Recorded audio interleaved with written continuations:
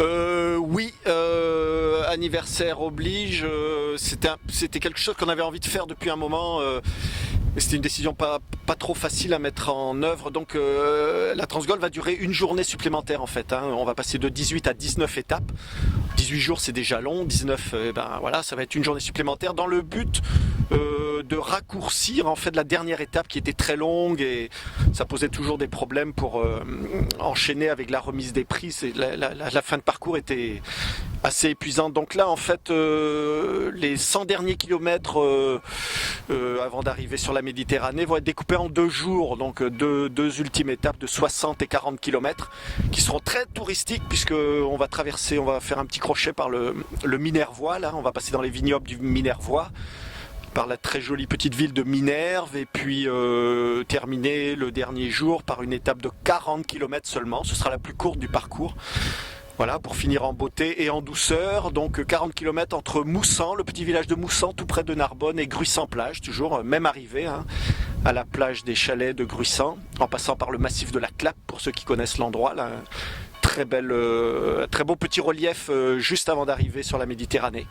Voilà, donc 19 jours de course et un tout petit peu plus long au final, 1190 km exactement de Roscoff à la Méditerranée. Donc départ le 13 août, dans 2 mois, ce sera un mardi, le mardi 13 août, et arrivé le samedi 31 août, donc sur la plage des Chalets.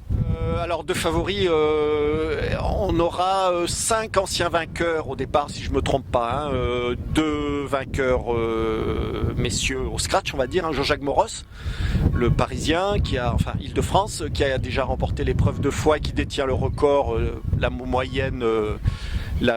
meilleure moyenne sur le parcours, donc un tout petit peu plus de 12 km/h, 12,2 km/h de moyenne sur les 1200 km presque. Donc Jean-Jacques Moros sera au départ pour la 4e fois. Il a remporté l'épreuve 2 fois, il a abandonné 1 fois. La blessure et l'abandon, tout le monde peut y être peut-être face à la blessure. Et alors également le Hollandais Jan Nabers, qui est venu déjà 3 fois sur la Transgol, qui a remporté une édition, 2 autres fois sur le podium, qui sera là pour la 4e fois, donc un habitué, toujours beaucoup de Hollandais au départ.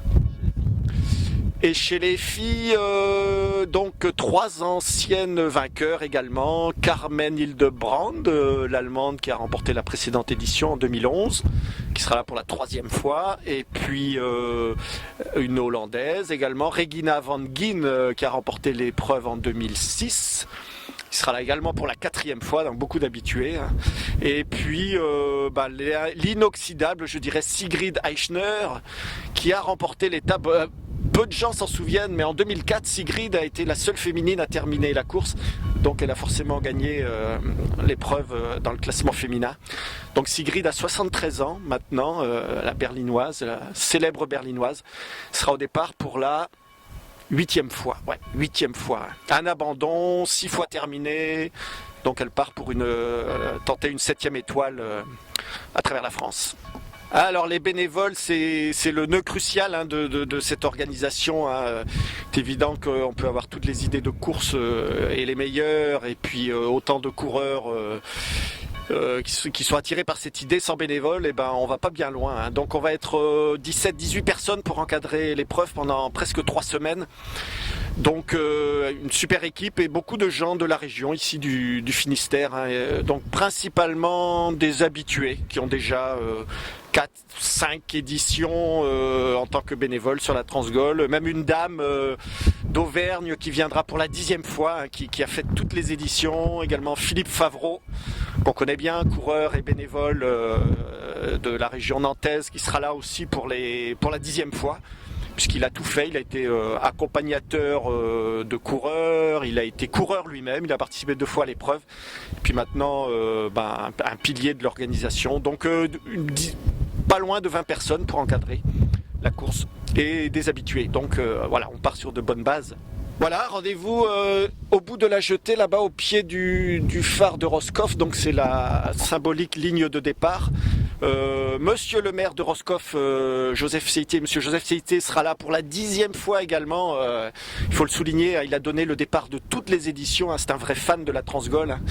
Donc Monsieur CIT comme starter officiel, voilà, mardi 13 août à 7h30, voilà, les coureurs se mettront en place à 7h30, départ un petit peu après 8h, voilà, pour une première étape qui mènera les coureurs à Plounévézel, juste à côté de Carhaix, hein, près de Carhaix, une première étape de 68 km pour démarrer.